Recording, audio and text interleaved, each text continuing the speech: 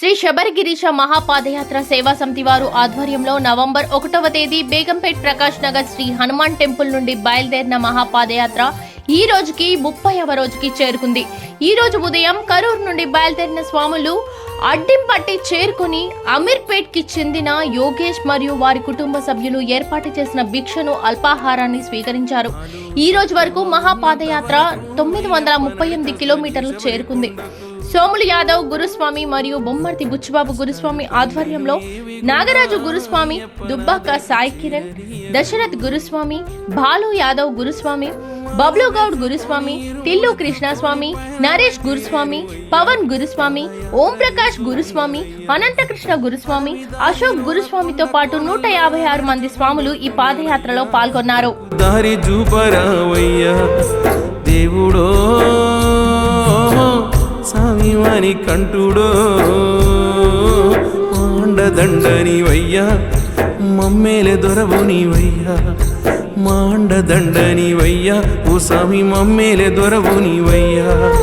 నాలో సత్తువ ఉన్నంత వరకు అయ్యప్ప నడిచొద్ద నీ శబరి కొండకు. కష్టాలు కన్నీలు ఏవి కూడా అయ్యప్ప నాదరికి చేరనీయకు.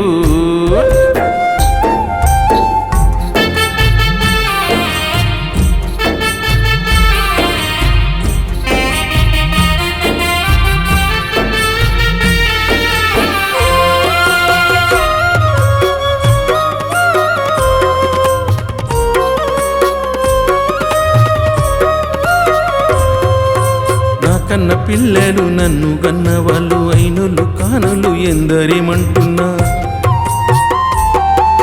బ్రతుకు బాటలో నాటు పోటులు ఉన్న జీవన పయనంలో అడ్డంకులొస్తున్నా. మాండదండనివయ్యా మాకు కొండంత బలమునివయ్యా, మాండదండనివయ్యా మాకు కొండంత బలమునివయ్యా. దేవుడో